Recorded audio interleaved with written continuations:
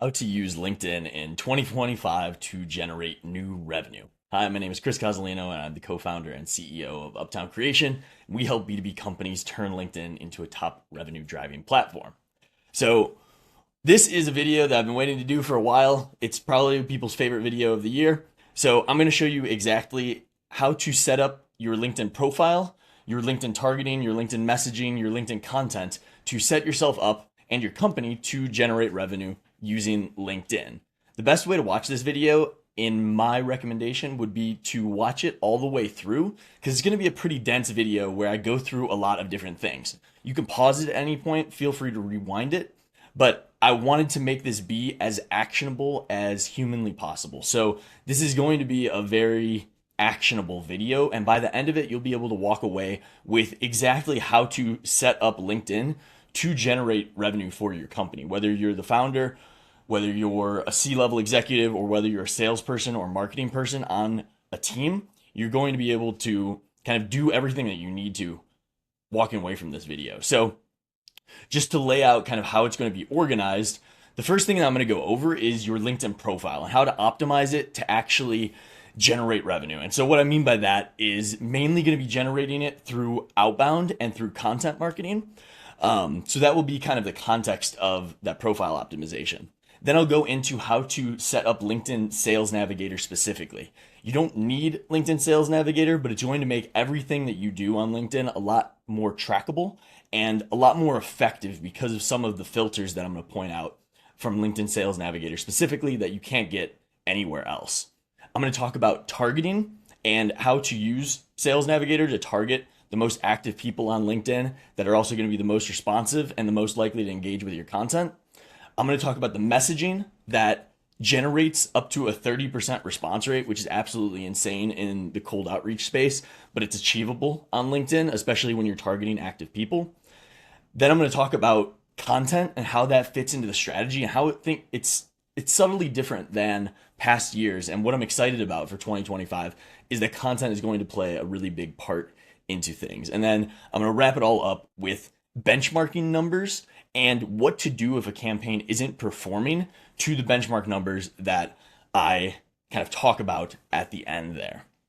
So without further ado, let's hop into the meat of this. And so before I even get started, why should you want to use LinkedIn? Chances are, if you're watching this video, you're already bought into LinkedIn as a strategy. But in my eyes, the use case for LinkedIn really is twofold. And that's because it's a platform that you can generate short-term results in terms of booking meetings, either to your calendar or your sales team's calendar.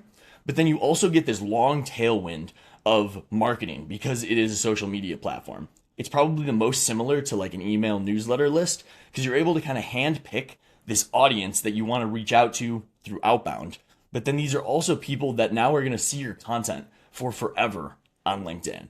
And that's a great way to nurture the pipeline and also make it so your close rate across your entire organization increases by having an active presence on LinkedIn. And I think that's the beautiful thing about all of this. Not only can you generate leads and booked meetings, you can nurture them with content, but also people that are coming from every other channel, whether they book a meeting from Google ads or Facebook ads or Instagram ads or whatever it is, chances are they're going to check out either your LinkedIn profile or somebody on your team that's taking those calls.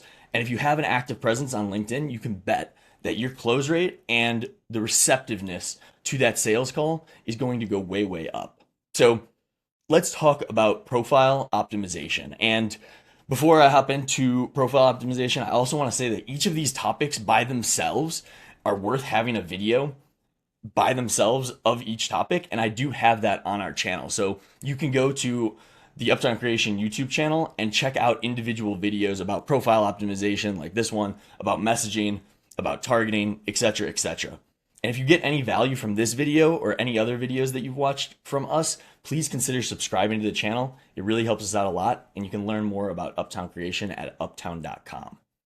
So, profile optimization. Now, the goal of this is going to be to get people to accept your connection requests and understand who you are and what you do.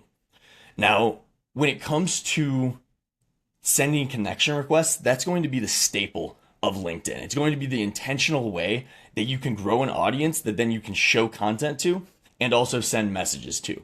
So sending 200 connection requests on a weekly basis is going to be the non-negotiable activity, regardless of whether you're using Sales Navigator or regular LinkedIn, regardless of whether you plan on sending outbound messages at all, or if you just plan on posting content.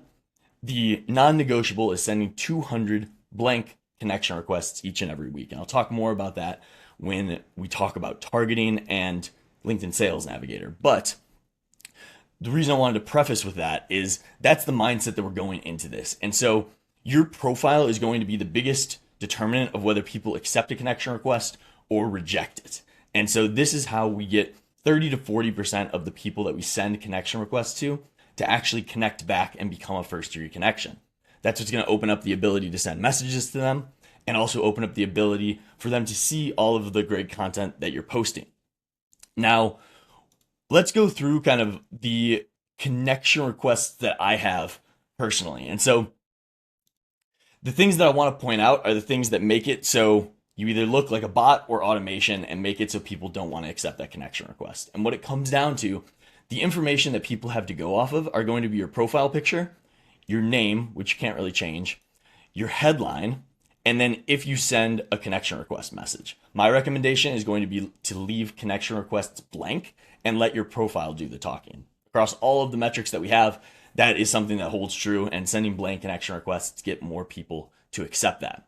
So that brings us to basically your profile picture and your headline are what you have to get people to decide whether to hit ignore or accept on this page. Now, the most important things are going to be to have a profile picture that is a true headshot. So even this profile picture with Daniel here is showing too much shoulders and body. Obviously, you can see on my screen that I can't even really see his face. So I tell people to, even if it feels like you're really zooming in on your face, getting it into the headshot like this, that's what people are going to see in this itty bitty thumbnail. And then to give perspective on your profile kind of a little bit further, this is also going to be the thing that follows you across everything that you do on LinkedIn. So whether it is posting content or whether it's liking a post or commenting on a post, your profile picture, your headline, and your name are going to be the things that show up. And then also this little premium feature like adding a website, which I think is really, really powerful. If you are already paying for premium, adding this custom button is going to be really, really effective for driving traffic. So we talked about your profile picture, having a true headshot. Now your headline, you're going to want to make it just be normal. And what I mean by that is don't make it be a lead magnet. Don't make it be something like I help X people do Y thing, because that's going to be the tall tale sign that, everybody's going to run away from, because it's going to look very apparent that you're trying to sell them something. That's not the goal of sending a connection request and getting somebody to kind of connect back with you. You want to just look normal. So what I mean by that is your job title and the company that you work at is what I recommend. And then I recommend putting something professional about yourself, like how you identify yourself professionally. So I have LinkedIn led outbound and guerrilla marketer here. And then something personal about yourself. So I have ENTP here. Now, this can be anything. This could be dog dad. This could be father of 3, whatever you want to put here that makes your profile a little bit more human. That is kind of the goal of that line and part of your headline.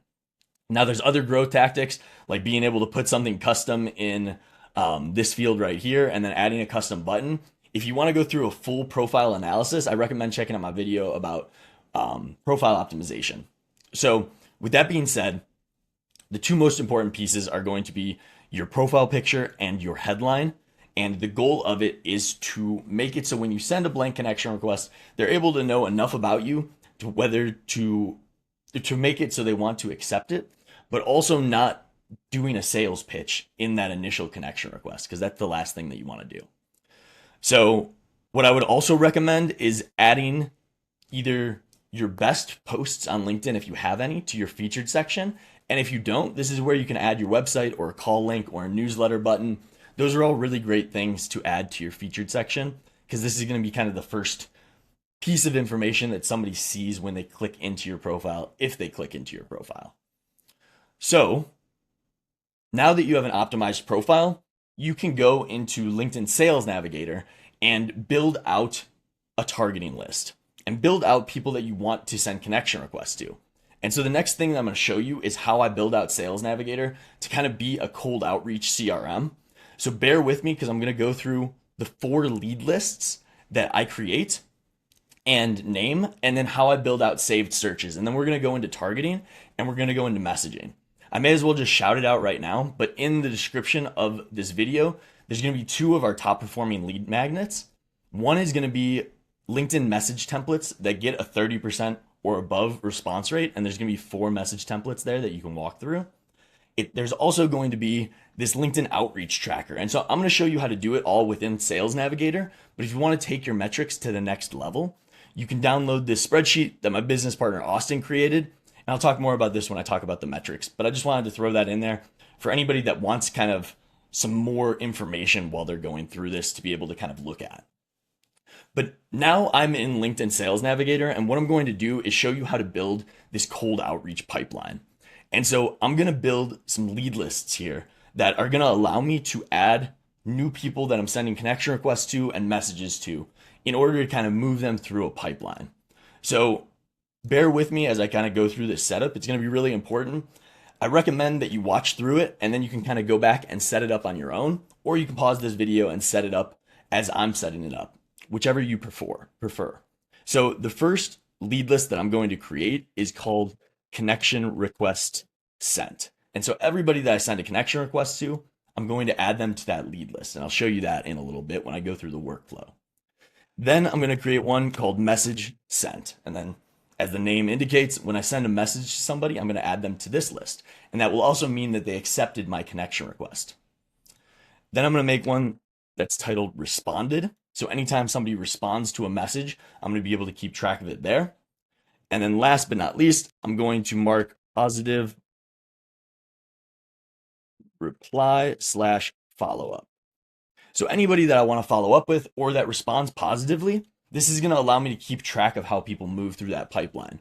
So I'll be able to see who's accepting connection requests after I send them, who's responding to messages after I send a message, and who's responding positively to a message after they respond at all to that message. And what that's going to allow you to do is follow up with those people, but also keep track of people that are booking meetings, because that ultimately is going to be the most short-term way to generate revenue with LinkedIn. And this will create kind of a compounding effect. So I mentioned that you can send 200 connection requests each and every week. What that means is that you get about 800 per month if you're sending out 200 per week. If you miss a week, you don't get to get those back. So you want to make sure that you send those out each and every week. Out of that 800, we typically see 30 to 40% accept a connection request when you're sending it blank to active people, which I'll show you how to target for in a moment. So that means that there's roughly 300 people coming in top of funnel that you can send messages to each and every month. And the beautiful thing about this is that's also 300 people and new eyeballs on every single piece of content that you post without having to pay for LinkedIn ad spend. So organic content and organic traffic. Now, obviously this compounds over time. So month 2, you get another 300, month 3, another 300. And so after 3 months of consistently doing this, you'll have 1,000 hand-picked decision makers in your ideal customer profile that are active on LinkedIn that not only can you send a message to today, but for as long as LinkedIn is a platform, you'll be able to reach out to them on the drop of a dime. And so typically we send 4 messages over the first 30 days of connecting with somebody, and then we'll follow up on a 90-day cadence after that. And mind you, this is all done by hand because we want to stay within the terms of service of LinkedIn, but we also want to make it so we get that clean feedback loop of, if a message isn't working, that we can see that and actually make a change to it. And so I think one of the biggest ways that I see people go wrong with LinkedIn is that they want to automate everything right off the bat. And in doing that, they just kind of set and forget the first strategy that comes to mind. And if it doesn't work, then they kind of go, oh, LinkedIn doesn't work for me. My target audience isn't active there, or they don't respond to messages or whatever. When in reality, you didn't give it a fair shot because you just tried one single message and you put it on automation for 30 days. And, it's not a surprise that you're not going to book any meetings. To give you a benchmark of what's realistic with this strategy is booking anywhere from 4 to 12 meetings pretty easily, depending on your target market and the overall kind of responsiveness of that target demographic, as well as your offer. Your offer is always going to be the number one indicator of whether you get responses on any cold outreach platform for that matter. So we created these lead lists. I did my little rant, and now we'll go into creating some saved searches, and then I'll show you how to use all of this and put it together. So lead filters is going to be where we can target for individuals. It's worth getting some jargon out of the way. So leads on LinkedIn are going to be individuals. Accounts are going to be companies. So you can just kind of get that straight in your head. When you're doing an account search, it's going to be for companies. When you're doing a lead search, it's going to be for individuals. So my favorite filters are going to be posted on LinkedIn in the last 30 days, current job title, current company, headcount, and then location.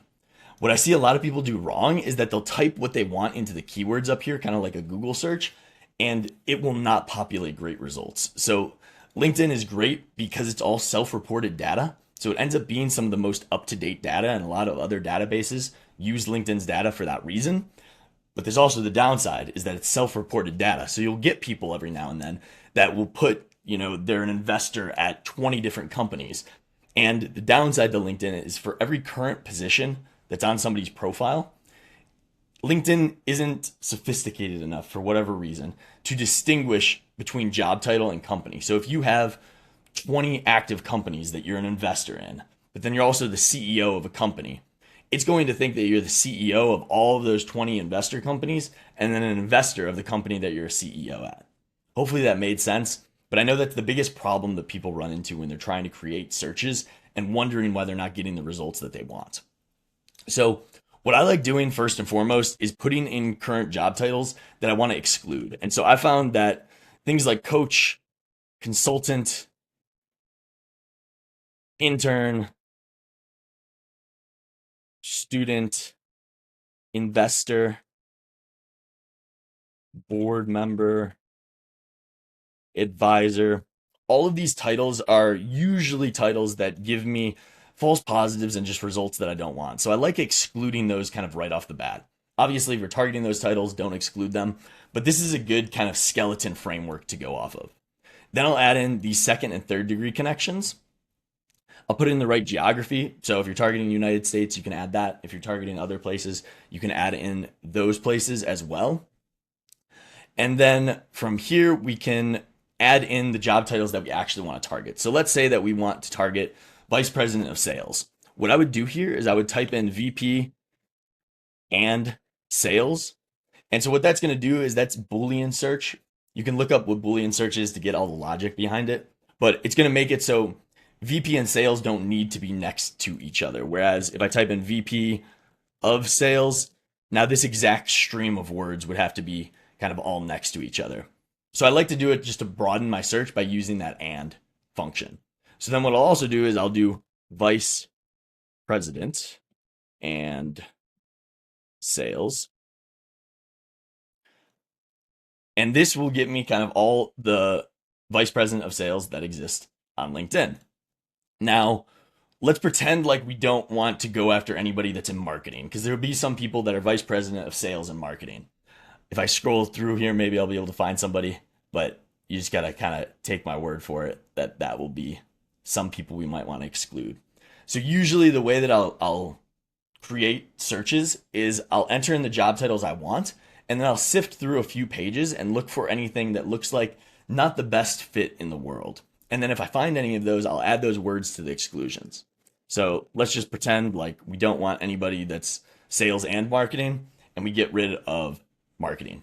So now, just for sake of example, there's 150,000 VPs of sales in the United States without putting an industry or a headcount or anything. But then if I look at these recent updates, we'll see there's 4,500 who have changed jobs in the last 90 days and 16,000 who have posted on LinkedIn in the last 30 days. And so the most important aspect of targeting on LinkedIn is going after the people that are actually using LinkedIn. And so I'll typically see about 10 to 20% of that total number are the people that are actually using the platform. So instead of going after all 150,000 in this scenario, I would narrow this down to those 16,000 that are the most active on LinkedIn. And so typically we'll see a 300% increase in results. So if you were booking one meeting a month, just by doing nothing else but turning on that activity filter, you'd start booking 3 meetings a month. And so this is the most significant way that you can increase your results without changing anything else. And if you're starting from scratch, building an audience of first degree connections that are actually active on the platform are going to make it so you get faster response times, higher response rates, and much more engagement on any content that you post in the future. So not all connections are created equally. So being able to be selfish and focus on those most active members is what's going to make LinkedIn a powerhouse. You're not able to do the volume that you can with cold email or cold calling on LinkedIn. So the way that you can compensate for that is by using filters like the posted on LinkedIn in the last 30 days to really get a high quality result. Now, what I like to do for most of our clients, as well as for ourselves, let's just say that we want to target professional services or B2B services. I'll put in professional services. A lot of times software development encompasses SaaS, so I'll add those two industries in just for sake of example. And then I'll add in company headcount a lot of times. So let's just say that we want to go for companies that are 11 to 1,000. And this will narrow things down a bit more, especially with the activity filter. And then I get about 2,500 people that are my second and third degree connections. So what I'm going to also do here is I'm going to exclude all of my saved leads. And then I'm also going to exclude anybody that I've sent a message to in the past. And that's going to make it so as we send connection requests, we get those people out of our lists and we're not populating it with the same people over and over again. So what I'm going to go ahead and do then at this point is save that lead list. And the way that you can do that is by toggling this button at the top, toggling it on. And so I might have just messed something up, but that's okay. It'll come back. I think I might have saved it twice. Oh no, it just saved once, so that's okay. So now what I'm going to do is title this A Connection Requests. And that's what I like titling my list that now I can come back to every time that I want to send connection requests on LinkedIn, which is going to be on a daily basis for the most part. And I don't have to recreate this list over and over again. And if I end up finding some keywords that I want to target or some more job titles that I want to exclude, I can just kind of make that adjustment. Let's just say I don't want regional vice presidents of sales. I can go there, do that, and then save it again. And then at that point, you want to retitle it. So usually what I'll do is copy that, hit delete on my previous list, and then change the name again. So this will make it so you have a very easy lead list to come back to time after time without having to, build this out from scratch every single time. So the last piece of this is going to be how we populate the people who have accepted a connection request. So before I make that list, I'm going to just show you how I send connection requests. And so typically I'm going to select everybody that's on a page, assuming that they look like people I want to connect with. And then I'm going to add them to that connection request sent lead list that we created earlier. So I'm going to go ahead and add them there. And then I'll go down the line and literally send out the connection request. So hitting connect and then send invitation. And you'll get pretty fast at doing this. My recommendation is to send out 50 a day, Monday through Thursday, and that'll get you to your 200. I also have people that, if you're a little bit busier, you can send out 175 every Monday, and then you leave 25 left over for the week. So you're able to kind of use LinkedIn like normal and connect with those people. So if I'm in sales, I usually recommend to people that they stay consistent and do the 50 a day so you have a steady flow of the pipeline. If you're more of a founder or CEO and you're going to be posting more content and using this kind of as an adjuvant, then I would do more of that, 175 on Monday. It really is whatever's going to work to get you to send those connection requests out and not miss a week. It's also worth noting that every Sunday is when the reset will happen. So Sunday evening, Eastern time, is when the reset will happen for LinkedIn connection requests. And it's something like between 6 and 8 p.m., depending on how daylight savings lines up and everything like that. So that's just another good thing to know, is that if you do hit the limit, it will reset every Sunday evening. And so your goal each and every week should be to hit that limit. And so I just did 25 connection requests that you saw me send out. If I was going to do this as a salesperson, I'd go to another page and send those out again. But if I refresh this, now you'll see that those people will be gone, and I'll be able to keep track of those people by because I added them to that specific lead list. And so now the last piece of all of this is how do we see the new people that accept our connection request and keep this really easy? We're going to create a new saved search that's going to be first degree connections. And now instead of excluding all of our saved leads, we're going to go to that connection request sent lead list. And then we're going to include that here. And then we're also going to exclude anybody we've sent a message to. And now what this is doing is anybody that was a second and third degree connection and you added to this lead list is going to populate here when they become a first degree connection. So when they accept that connection request. And then I like adding the exclude people that we've messaged. So then you can work off of this list. So it's really easy to come to this saved search, which we are going to save again by toggling that and then renaming be send messages or send message. And then this is going to, again, make it really easy. So every day that we come back to LinkedIn, we'll see exactly who is a new connection that we haven't messaged yet versus who we have sent messages to. And so just to give you an idea of how I typically utilize this, I'll typically click save to list, and then I have a bunch in here. You will not have as many of these, but message sent is what we're going to save people to when we send them a message. And then we'll go through and kind of use either a template message or write something from scratch. My recommendation is to use a template. And the reason being is you don't need to personalize every message. And everything that we've tested shows that shorter messages that talk more about the problem that you help solve than the solutions you sell into and don't have any personalization will actually get higher response rates, but more qualified leads as well. So the problem that you run into when you personalize too much is you don't know if somebody's responding to you because they liked that you know what college they went to or something about their profile, or if they actually care about the problem that you can help them solve. And so I'm going to walk through some different message templates, but that's how you're going to be able to send messages out and kind of keep track of all of the new first degree connections that come in. And at the very end, again, I'll show you kind of the benchmarks that we'll be able to keep track of based on these different lead lists that we created earlier. So these two saved searches that you'll have now are going to be A, connection requests, and B, send messages. And you're going to be set up to have those kind of always populate with the most up-to-date information as long as you're adding people to those lead lists when you send connection requests and when you send messages, which is pretty easy to do. So now that we talked about targeting and the importance of targeting people who have posted on LinkedIn in the last 30 days, we can go into some messaging information. And so again, I shared kind of this lead magnet of the templates that we typically recommend, at least starting off, in the description below. If you're getting any value from this, please, again, consider subscribing. It really helps us out. So I actually made another video that you can check out here, talking about kind of the way that I would use these messages.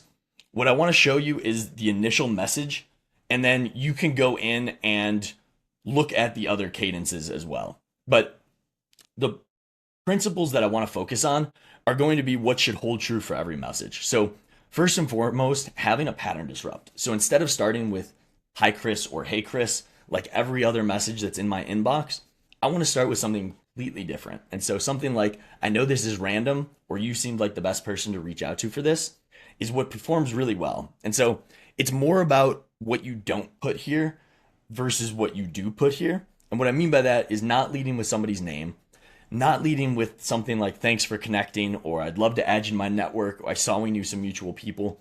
Those are all what I call the dirty words of LinkedIn, and you should avoid all of those kind of cliches, because that's what's going to get people to never even open your message and kind of make it so it's dead on arrival. So if you can't think of anything that's kind of unique, I would recommend starting off with something like, I know this is random, or you seemed like the best person to reach out to for this. But then you can kind of go through your email, go through your LinkedIn inbox, and see what other types of phrases you like and kind of fit your own voice. So the second part is going to be the body. And so the initial sentence, which I'll show you in a moment, is going to be what we call our problem statement. And that's going to be the most important part of your message. And this is going to be where we kind of address the elephant in the room. Why are we talking to you? And what can we help you do? This is going to be, again, focused more on the problem that you can help solve versus the solution that you can sell into. And then last but not least, always having a call to action. So this can be a soft call to action where you're asking a question, or this can be a harder call to action where you're either sharing a meeting link or asking for a meeting directly. I always love messages where you can ask for a meeting directly. I'll show you some of the variations of that, but ultimately you're not going to make a sale in the DMs. So the goal of after you get a response is going to be to move that to a discovery call as quickly as possible. Ultimately, that's how you're going to move them along your pipeline and turn LinkedIn into a revenue generating platform. So I have an example of kind of the template that we use. And again, I'll let you walk through some of these on your own, but I'll walk through this initial one. So I know this is random, Chris, but you seemed like the best person to reach out to for this. This is going to be the pattern disrupt and the preview text that they see that gets them to click in, kind of like the thumbnail of a YouTube video. Now, the problem statement, the most important part of the message. I'm chatting with some X titles that know they should be doing more to solve perceived problem. And so the reason I put it as perceived problem is that the problem that you know somebody has isn't always the problem that they feel. And so in other words, I talk to people all the time about cold outreach. They always think that their messaging is the problem. They always think that the message that they're sending is the reason why they're not getting response rates. When in reality, a lot of times it's because they're targeting people that aren't even using LinkedIn. And so they never had a chance to get a response from somebody because that person that they're sending the message to hasn't checked LinkedIn in half a year. So just to put that into perspective of what's important about the perceived problem versus the problem that you might know that they have. Make sure that the problem you talk about, your prospect knows that they have and feels that. So an example of that is I'm chatting with some VPs of sales that know they should be doing more on LinkedIn to drive more revenue. So then this third sentence is what I call the at a high level sentence.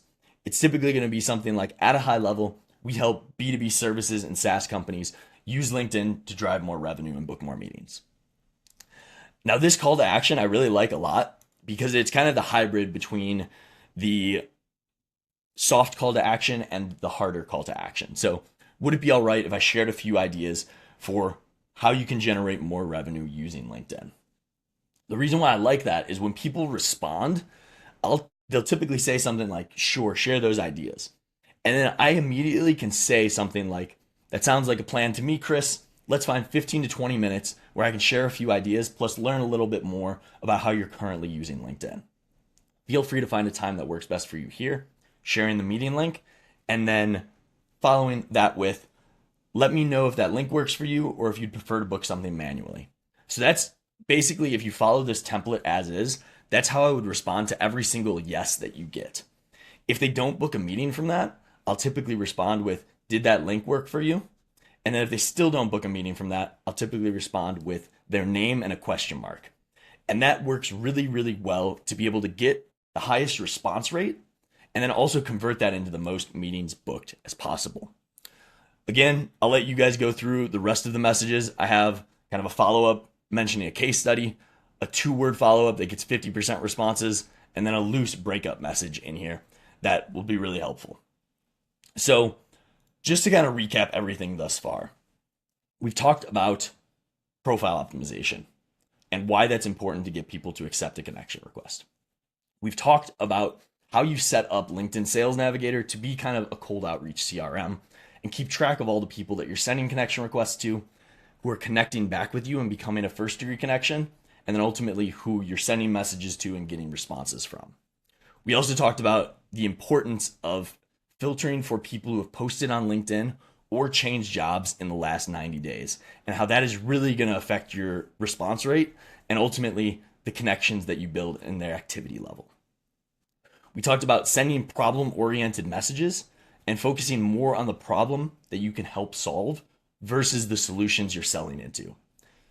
Again, that problem statement, you're probably not going to get it right the first time, and that's where you should put all of your emphasis into adjusting. I'll talk more about that when we talk about benchmarking. Now, in the inbox itself, let's just pretend like this guy responded to me. I sent this message out just kind of as an example, but if he did respond to me, I would come in here and I would mark him as responded. And again, I have a million of these. So I put him as responded. And then if it was a positive reply, I'd also add him to the positive reply / follow-up. And then what that makes me have is these 4 lists that we created earlier. It makes it really clean for me to be able to benchmark these numbers. So just for fun, if I send 50 connection requests and send 25 messages, that means that 25 of those 50 accepted my connection request and became a first degree connection for me to be able to send them a message. So that means I got a 50% response rate.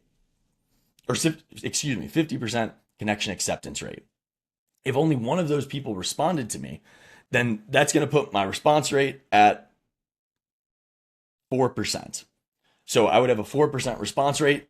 And if that was a positive response, I would have 100% positive response rate. Now, just to give you an idea of what I typically see. So from this connection request sent to message sent is typically going to be a 30 to 40% acceptance rate. In terms of the people that respond after sending a message, that's going to typically be about 20 to 30% of people. Then people who have responded turning into positive responses is generally going to be 15 to 25%. And then the number of positive responses that convert into booked meetings, I usually shoot for 60% or above. So that's going to give you some benchmarks that you can kind of leverage. And again, in the description, you'll be able to see this tracker that will give you a spreadsheet that you can kind of leverage to keep track of all of this if you want to do your tracking outside of LinkedIn Sales Navigator. There's nothing wrong with doing it within Sales Navigator and just doing the math off of these lists. But that's if you want to go kind of to the next level, you can use that tracker spreadsheet. So before I go into benchmarking, I want to just mention content. And this is going to be a big difference between previous videos I've made and going into 2025. Content's always been important, but it's never been as important as it is today. And the reason for that is the organic reach that you can achieve on LinkedIn is just really, really great right now. Outside of that, because of the buying cycles and the way that things are in 2025, your messages and your cold outreach are going to perform significantly better if you're posting content because they're going to be able to put a name to the face that's reaching out to them. And it's also going to allow you to kind of touch and nurture them in a different way than just an outreach message. So if you send 4 messages over the first 30 days of being connected with somebody, they might not respond to those. And that's okay. But if you're posting content and that person is also seeing your content being posted over the next 90 days, when you send that retargeting message at day 90, you might get a response at that point because they've seen your content and you've built some trust and authority around them. So that's what I want to preface with everything. And just looking at these numbers, I haven't been as consistent as I should be with content on my own personal profile, which is funny. But being able to get this many impressions is kind of insane, especially when you look at the cost per milli or cost per 1,000 impressions for a target audience like mine, which is founders, CEOs, VPs of sales, chief revenue officers. If I wanted to pay for this reach and I wanted to pay LinkedIn, I'd probably be paying between $50 and $80 per 1,000 impressions. So I'm not going to do the math on that, but it's thousands and thousands of dollars that I'm essentially getting for free by posting organically because I built this audience by handpicking the most active users on LinkedIn. So you can see I've reached 138,000 people in the last 90 days. And those are individual people. This is kind of the reach number and impressions, obviously, that can be seen by multiple times by the same person. So when you think about building out a content strategy, I would recommend watching my video that should be popping up somewhere on the screen about building a content strategy, but I'm going to walk through the basics. I'd recommend choosing 3 to 5 pillars of content that you can talk about and then hammering content just around those things. So that could be like personal slash founder updates about the company. That could be one pillar. You could have like entrepreneurial history, like all the past businesses that you've done, all the past learning lessons that you had from corporate America, whatnot. That could be another pillar. And those are generally going to be considered more top of funnel pillars and top of funnel content that can be created. It's casting a wide net that's applicable to a lot of people and can bring a broader audience in. But you have the secret weapon knowing that you've already handpicked your connections, so you know for a fact that it's being seen by the right people. Then you get to the middle of funnel. And this is generally going to be more like product oriented and niche specific. So let's say that you were selling like a custom proposal generator for B2B companies. The content in middle of funnel would be talking about, how people could tokenize contracts and make it so they don't have to create a new contract every single time and how you could go about doing that. It might be talking about digital sales rooms and the use case for that. It might be talking about, the importance of having a clean proposal and how it's your first impression of a new sale or a new prospect. Your proposal is your first impression of what a client relationship is going to be like. You kind of get the picture. It's going to be more niche around the product, but it's going to be much more about teaching them how to do something or creating kind of some sort of value within the content to make them think a different way instead of pitching. And most of your content should be top of funnel and middle of funnel content. It's going to be the content that performs the best, but it's also going to be the content that attracts the best prospects to you and starts to build that trust and authority. Then if you want to put a number to it, say 5 to 10% of your posts can be that bottom of funnel. And so this is going to be things like sharing customer case studies, sharing testimonials, sharing product use case, and more of a pitch than anything else. So I think case studies are a really good way of doing it. I think taking quotes from customers is another really good way of doing it. Taking reviews from customers is another really good way of doing it. And treating that like the one opportunity that you have to kind of be promotional. Again, I would make that be 5%. I'm not even going to go to 10%. 5% of your content should be in that category unless, you're in a phase where you need to push it harder. Again, watch my video about content creation and it shed light on how to create a content strategy for yourself. But it is a really important piece to all of this, and I wanted to touch on it and kind of show the importance. So the last thing that we're going to talk about is benchmarking, and then we will be able to kind of wrap up this video and you'll be able to walk away with a full LinkedIn strategy that you can go and implement and refine over time. So, benchmarking. Again, you don't need to use the spreadsheet, but you can. It's in the description. I'm going to mention the benchmarks again because I think that they are important to kind of hit home, and I'll type them in here so you can see them on my screen. So connection acceptance rate. I can't edit this, so I'm not going to type it there. I am going to go someplace else to type it. Let me bring up a notepad. That'll be a good way to do this. So, connection acceptance rate. Let's see if we can make this nice and big. So we're going to shoot for a 30 to 40% acceptance rate. So 200 connection, 200 blank connection requests a week, 800 a month. We'll call it roughly 300 new first degree connections per month. So what that means is you should send about 300 messages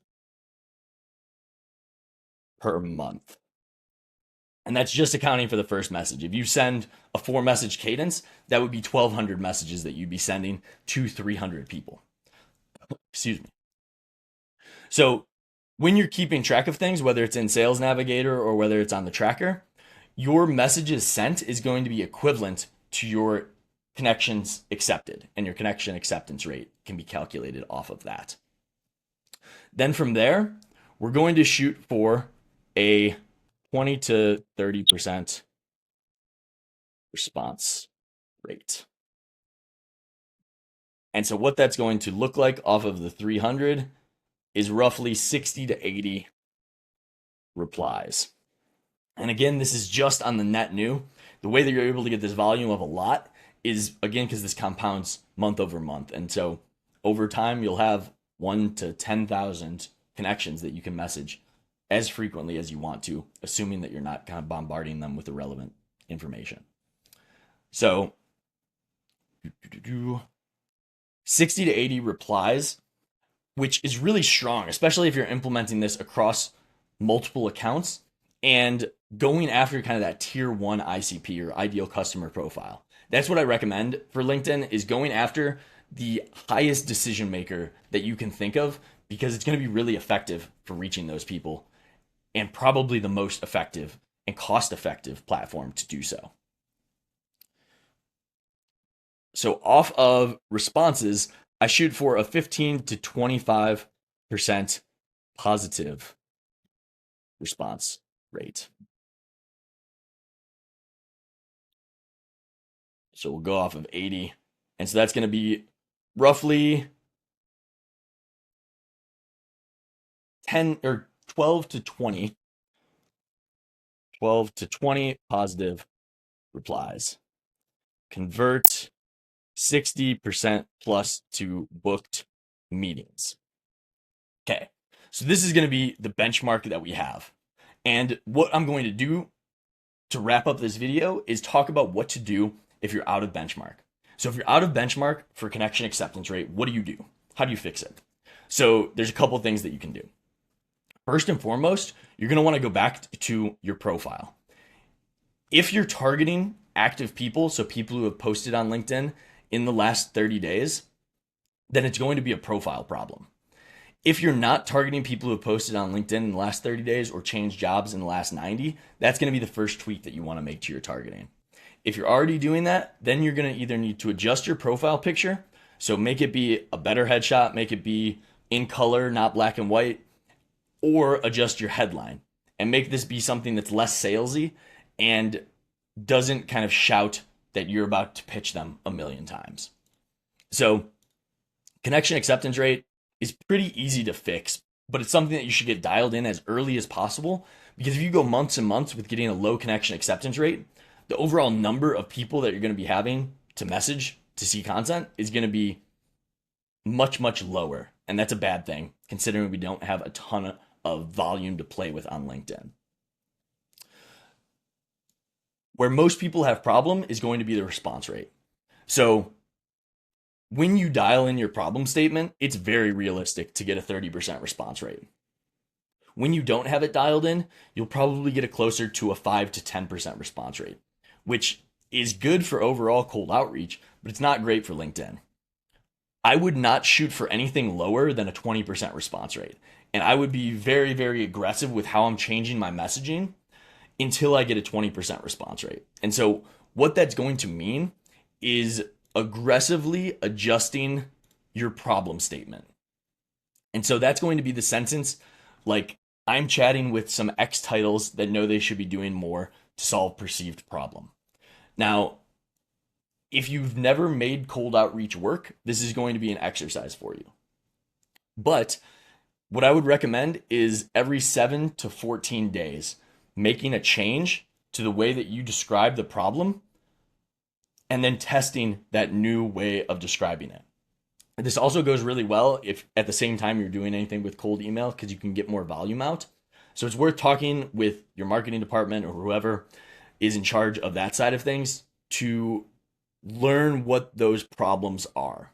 If you're in sales, the number one way to figure this out is either looking at past recordings and seeing the problems that everybody talks about in their discovery calls, or pulling the transcripts from those past recordings and putting it in a chat GPT or whatever to kind of aggregate all that information. If you don't have that information, start taking sales calls and ask people what problems they're facing and why they wanted to talk to you in the first place. You're probably going to hear some reoccurring themes, and that becomes what you put in your problem statement. If your problem statement is dialed, then that means that your targeting is off. I would recommend fixing your targeting before you start to work on your messaging. So your LinkedIn profile optimization is a no-brainer and should be dialed from day one. your targeting should be dialed as early as possible. So then what that's going to allow you to do is focus all of your attention and effort onto your messaging. And the good thing about that is that there's not a ton of variables that you can play with. And I think that where people go wrong is that they end up adjusting too many things at once or not knowing how to refine things. And then they kind of get lost and they just assume cold outreach doesn't work for them. The thing that I can guarantee for you is that cold outreach works. There's somebody in your industry, a competitor, that's making it work. And the only reason that it isn't working for you is your targeting, your messaging, and your offer. And those are the only three things that you can really change, assuming that your deliverability is there and you're not going into spam for email, you have an optimized profile on LinkedIn, et cetera, et cetera. The last benchmark that I'll talk about is if you have a bunch of positive responses, but they're converting at a lower rate than 60%, this is when I would throw a call link in the first message. And so instead of asking a question or giving a softer call to action, I would give a hard call to action of, I'd love to learn more. Feel free to find a time that works best for you here, and then share the call link directly in that initial message. That's a good problem to have because that means that you can start sending call links in your initial message. And that means that people can take action immediately. I like sending call links in initial messages because you end up getting a lot of people who will actually book meetings without even responding, assuming that you have your targeting dialed in and your messaging / problem statement really dialed in. Obviously, if you want help doing any of this, check out our website at uptown.com. You can connect with me on LinkedIn, and you can also watch all of the other YouTube videos that we have. We like to kind of give away this knowledge, sell the implementation. More than happy to help with anything, but this is going to be all that you really need to be able to generate 7 figures or more from LinkedIn. Hope this was helpful. Looking forward to hearing from you and how you end up implementing this.